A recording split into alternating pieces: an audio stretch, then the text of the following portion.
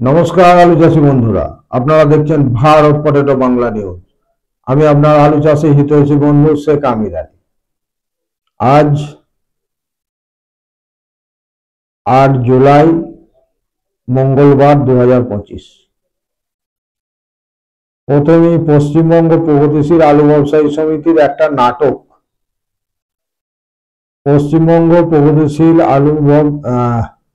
আলু ব্যবসায়ীদের চিঠি মুখ্যমন্ত্রীকে, এটা একটা পেপারের কার্টুন, সেটা আমি পড়ে আপনাদেরকে শোনাচ্ছি।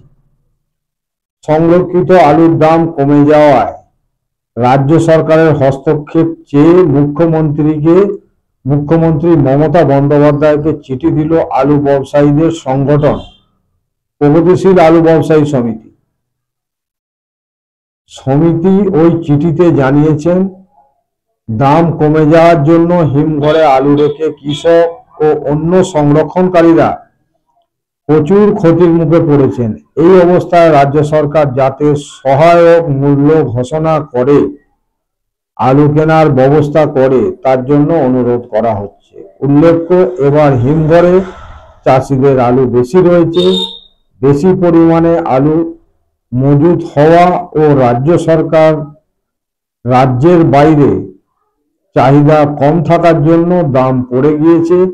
ভিন রাজ্যে আলু পাঠানোর জন্য সরকারি আর্থিক সহায়তা দিলে সংরক্ষণকারীরা কিছুটা সুবিধা পাবেন। সাম্প্রতিক অতীতে এরকম সুবিধা সরকার দিয়েছে। আমি এটাকে সাধুবাদ জানাই, আমি অবশ্যই সাধুবাদ জানাই যে সরকারের সহায়তা করা উচিত। কিন্তু কথা হচ্ছে যে সরকার বাহাদুর এমনভাবে সহায়তা করেন যেমন গ্রাউন্ড জিরোতে সেই সহায়তা এসে পৌঁছায়। গ্রাউন্ড জিরো বলতে কি বোঝায়? গ্রাউন্ড জিরো বলতে কৃষকের হাতে যেমন সেই সহায়তা এসে পৌঁছায়। কৃষকের হাতে সেই সহায়তা পৌঁছাতে গেলে কি করতে হবে? আমার একটা ডেমো সাজেশন, সরকারকে সাজেশন দেওয়ার, মমতা বন্দ্যোপাধ্যায়কে যুক্তি দেওয়া বা বোঝানোর ক্ষমতা আমার নেই, ভুল হলে ক্ষমা করবেন। তো গ্রাউন্ড জিরোতে পৌঁছতে গেলে যে কাজটা করতে হবে সেটা হচ্ছে যে কোল্ড স্টোরেজে ভাড়ালেসে সরকারের ভর্তুকি দিলে কৃষকের কাছে পৌঁছাবে। ভিন রাজ্যে ট্রান্সপোর্টিং ভর্তুকি যদি দেওয়া হয় সেটা গ্রাউন্ড জিরোতে পৌঁছাবে না। সেইটা কি করে? সেটা যেনারা ভিন রাজ্যে পাঠাবেন তেনারাই একমাত্র সেই পয়সাটা পাবেন। কিন্তু কৃষকের কাছে পৌঁছাতে গেলে, গ্রাউন্ড জিরোতে পৌঁছাতে গেলে তাহলে ভাড়াতে ভর্তুকি দিতে হয় সরকারকে। ভাড়ায় প্যাকেটে 10 টাকা হোক, 20 টাকা হোক, 50 টাকা হোক, আর 100% হোক, সরকার যেটা ভালো বুঝবেন সেটা করবেন। তো আমার মনে হয় ভর্তুকি দিলে ভাড়ালেসে ভর্তুকি দেওয়া উচিত।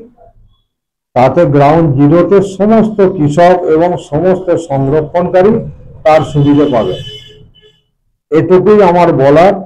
এছাড়া আর একটি কথা বলার আছে পশ্চিমবঙ্গ প্রগতিশীল আলু ব্যবসায়ী সমিতিকে।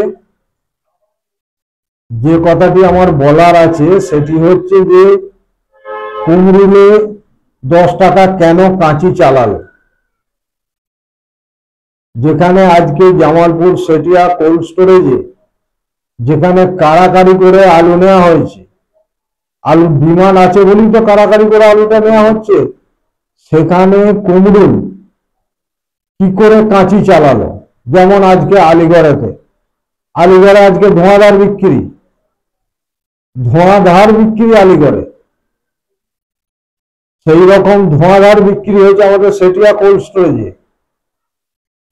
আর যেখানে নাম্বার 1 আলুর মোকাম কুমরুল, সেই কুমরুল যেখানে সবজির দাম আগুন, সমস্ত জিনিসের দাম যেখানে বাড়া, সেখানে ডালায় 10 টাকা উড়িয়ে দিলেন। এটা কোন বেশি মার্কেট করা হচ্ছে। আমাদের সবাই ফোন করে বলছেন যে যেনারা মার্কেট করেন তেনারা ফরওয়ার্ড বেঁচে রেখেছেন বলে 10 টাকাটা উড়িয়ে দিলেন।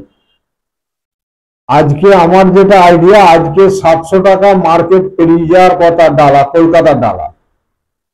এখন চাহিদা আছে, এখন দাম বাড়বে।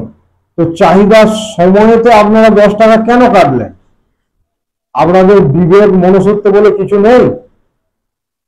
যে আপনারা মার্কেট করেন বলে আপনাদিকে ফলো করে জামালপুর, আপনাদিকে ফলো করে সুরেকালনা, আপনাদিকে ফলো করে তারকেশ্বর, আপনাদিকে ফলো করে চাপাডাঙ্গা, আপনাদিকে ফলো করে কাবলে। আশেপাশে যত মার্কেট আছে, কুমরুলের মার্কেটকে যেমন ফলো করে বর্ধমান, তেমন অল হুগলি কুমরুল মার্কেটকে ফলো করে। সবাই কুমরুলকে ফলো করে। তাহলে কুমরুল কেন 10 টাকা কাঁচি চালালেন? এটা মহা অপরাধ। এটা মহা অপরাধ। আপনারা যা করার করেছেন, আপনারা মার্কেটটা শোধরান। যখন আলু বেশি নামবে, মার্কেটের ডিমান্ড কম থাকবে, আলু বেশি নামবে, তখন অটোমেটিক মার্কেট ডাউন হবে। এই যে টাইমটা চলছে, এই যে অনবরত লাগাতার বৃষ্টি, এই বৃষ্টিতে মার্কেটটা বাড়ার জায়গায় আপনারা মার্কেটটা কেটে দিলেন। কেটে দিয়ে আপনারা কৃষক দরদি হয়ে সরকারের কাছে ডেপুটেশন দিতে গেলেন, সরকারকে চিঠি দিলেন, সরকারকে চিঠি দিয়েছেন, বেশ করেছেন। এবার মার্কেটটা যে কাটলেন, এটা ক্ষতিটা কার? ক্ষতি তো কৃষকের ক্ষতি। তাহলে আপনারা চান না যে কৃষক বেঁচে থাক? হ্যাঁ, এবছর চাষ বেশি আছে, আলু বেশি আছে, প্রথম থেকে লোকসানে চলছে, ঠিক আছে। কিন্তু কথা হচ্ছে যেখানে 10-20 টাকা মার্কেট বাড়ার জায়গা আছে, সেখানে আপনারা 10 টাকা উড়িয়ে দিলেন। মানে আপনারা চাইছেন মুভমেন্টটাকে ভেঙে দেবো। তো মুভমেন্ট আপনাদেরকে ভাঙতে হবে না, যখন ভাঙার সময় হবে তখন অটোমেটিক ভেঙে যাবে। কিন্তু কথা হচ্ছে যখন বাড়ার টাইম, তখন আপনারা কেন এটা আপনাদের, তো আমার তো মনে হচ্ছে যে এটা আপনাদের অপরাধ হয়েছে, বিশাল অপরাধ। আজকে কানপুর মান্ডিতে আজকে গোল্লা আলু বিক্রি হয়েছে 900 টাকা কুইন্টাল, 3797, 1100 টাকা কুইন্টাল।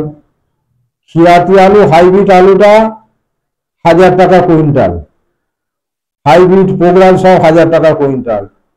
চিপসোনা আলু 1300 টাকা কুইন্টাল, হল্যান্ড আলু 1300 টাকা কুইন্টাল।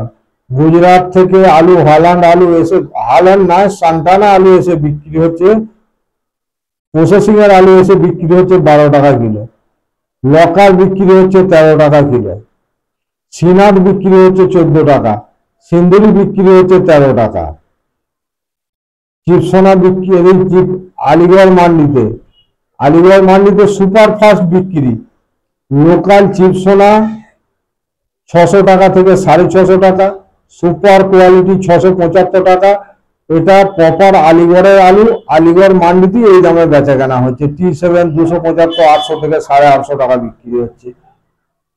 বারাবাকি সবজি মান্ডিতে রাজেন্দ্র 1 মানে সিন্দুরি আলু 1300 টাকা কুইন্টাল, লোকাল আলু লোকালি বিক্রি 1300 টাকা কুইন্টাল। হল্যান্ড 1500 থেকে 1550, চিপসোনা আলু 1500 টাকা কুইন্টাল।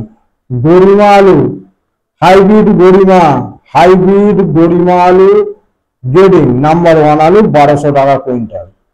জয়পুর মহানা মান্ডিতে 3797 আলু 1200 টাকা কুইন্টাল বিক্রি হচ্ছে। গোল্লা বিক্রি হচ্ছে 800 টাকা কুইন্টাল, দর গোল্লা। চিপসোনা আলু 1250 টাকা কুইন্টাল, অবশ্য আলিগড় এগুলাসে। হল্যান্ড বিক্রি হচ্ছে 1500 টাকা কুইন্টাল, হাইব্রিড বিক্রি হচ্ছে 900 টাকা কুইন্টাল, আর 302 বিক্রি হচ্ছে 1050 টাকা কুইন্টাল। 302 হাইব্রিড 1050 টাকা কুইন্টাল। আর দিল্লি মান্ডিতে 700, 750, 550, 600 টাকা আলিগড় এগুলাসের বিক্রি হচ্ছে। আর হচ্ছে আপনার গোল্লা বিক্রি হচ্ছে 800 টাকা কুইন্টাল। আর কাবলে আজকে কলকাতার ডালা দাম করেছে 625 টাকা থেকে 630 টাকা। আর গড়ের দাম হচ্ছে বিহার গড় 515 থেকে, গড় আবার দু রকম আছে, চালু গড় 515 টাকা, স্পেশাল গড় 525 টাকা প্যাকেট। অন্ধ্র 610 টাকা থেকে 615 টাকা। সিকে রোডে আজকে 21,800 প্যাকেট আলু ড্রাই হচ্ছে 1040 থেকে 1050 টাকা। আমলাগোড়ায় নিকাশি হয়েছে 8,851 প্যাকেট। আলু বাম্পার নামছে। চন্দ্রকোনা টাউনে 17,500 প্যাকেট আলু ড্রাই হচ্ছে। দাম কিন্তু কমেনি, 1040 থেকে 1050 টাকা দাম আছে। আর সেটিয়া কোল্ড স্টোরেজে 2800 প্যাকেট আলু নেমেছে 530 থেকে 590 টাকা। সুপারফাস্ট বিক্রি এবং কারাকারি করে বেচা কেনা হয়েছে।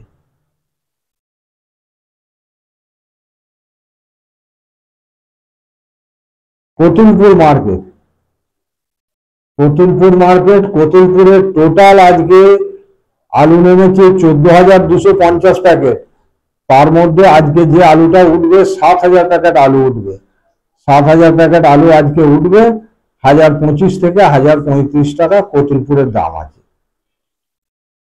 1,035 টাকাই ধরুন, 25 টাকাটা ওটা হচ্ছে পোগড়ার যেগুলো পাইল আছে, পোগড়ার পাইল আলুটার দাম একটু কম।